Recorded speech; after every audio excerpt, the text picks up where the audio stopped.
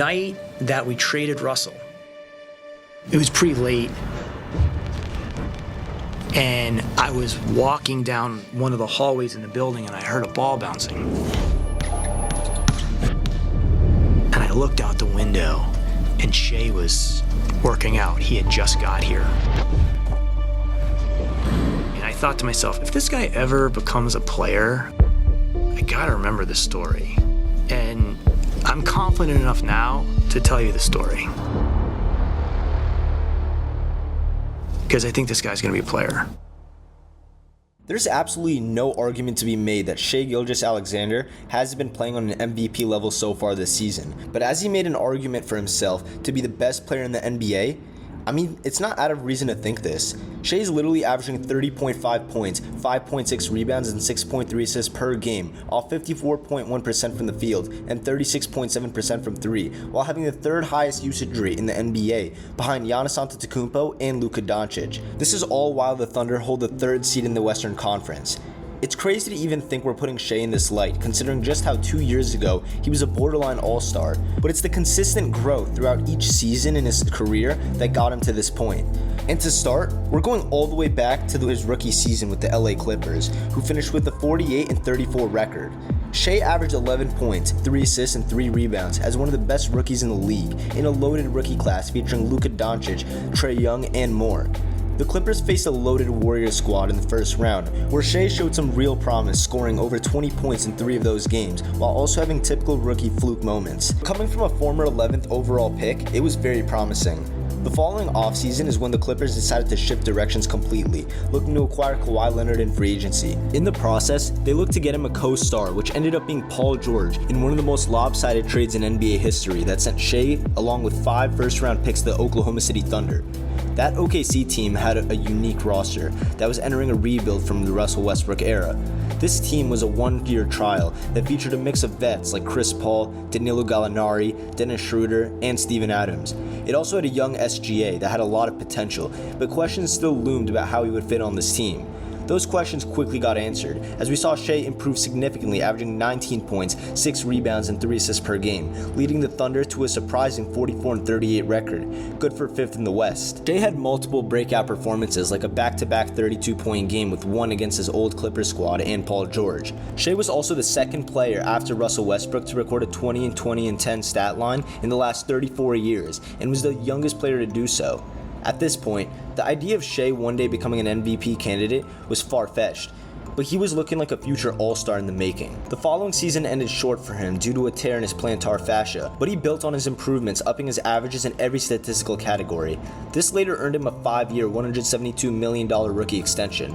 The following season, Shai upped his averages for the 3rd season in a row, averaging 24.5 points, 5.9 assists, and 5 rebounds a game, for a Thunder squad that was 14th in the West that only boasted a 24-58 record, which was a pivotal point in the Thunder's rebuild. Despite the bad record, Shai had a very successful season, nodding his first All-Star appearance, All-NBA first-team selection, and placed 5th in voting for MVP selections. Along the way, Shai had multiple impressive performances, like a career high at the time of 44 points, shooting 13 and 16 from the field and 18 and 19 from the line, being the first Thunder player to ever score 40 off 80% shooting. The past 2 seasons, Shai has been on a tear, averaging over 30 points a game, with 5 rebounds and 5 assists, leading his Thunder squad to 3rd in the West, and is firmly in the MVP conversations as one of the best players in the league today. No doubt Shai has taken his skills to another level, but we really need to break his game down to determine whether or not he's an MVP caliber player. The number one thing that makes Shai unique from the rest is his all-around skill set and just how deep and versatile his game is. Shai's prototype is very unique. Standing at 6'6", 195 pounds, he moves silky smooth and has crisp footwork, allowing him to reposition quickly and accelerate and decelerate in all different positions. Despite being a taller guard, he can get into low and deep positions that let him change directions and finish at exaggerated angles and get around defenders in creative ways. He's at his best as an ISO scorer, attacking defenders who sag off of him, using his speed and head start to blow by them. His unpredictability and timing make him hard to guard. His go-to move using the between-the-legs delay setup is nearly unstoppable when paired up with his length. As a finisher, he uses a variety of finishes like a quick scoop layup off the same foot, hang finishes, and 2-foot finishes or staggered finishes for stability. He's also really good at splitting through small spaces and long steps and dribbling in tight spaces. SGA ranks 5th in the NBA in points in the paint, which is especially impressive as a guard. This is another area that he uses his perfected foundation of footwork, angles, and control of his speed to finish against defenders. He's excellent at controlling his speed and uses different hesitation moves effectively to freeze defenders and create different scoring opportunities. SGA is one of the best at drawing fouls, using pump fakes and rip-through moves to bait defenders into fouling him. Shai loves shooting short mid-range pull-up jumpers, where he's currently shooting over 50%. He creates space with his lead leg and can also use back-down moves or spin moves on defenders for extra separation. While he is attempting fewer threes than past seasons, he uses step-backs a good amount to create space for his three-point shots, especially when defenders are trying to beat him to his spot. As a player, Shai has an all-around skill set and undeniably is a superstar in today's NBA. But another huge part of being an MVP caliber player is impact on winning and being the best player on the best team in the NBA. Currently, the Timberwolves and Nuggets are tied for the first seed in the West, with the Thunder being one game short of a three-way tie for first. When talking about impact on winning, I firmly believe Shai is a top 2 to 3 player with the biggest impact on team winning.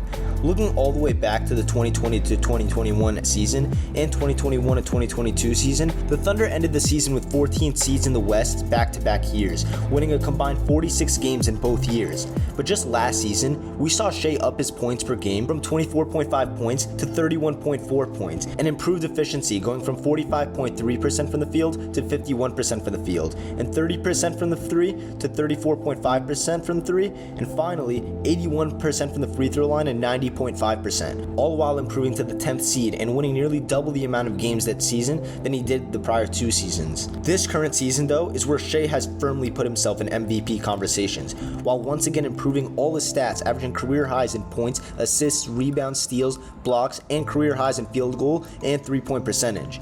We are seeing a season where the Thunder are firmly in contention to end the regular season with the best record in the West and have a shot at competing for an NBA championship this year, which wasn't even a thought a year ago. Just to prove how drastic of an improvement the Thunder have made this year, prior to the season, according to ESPN, they were projected as the 14th best team in the NBA, with plus 7,000 odds at winning an NBA title.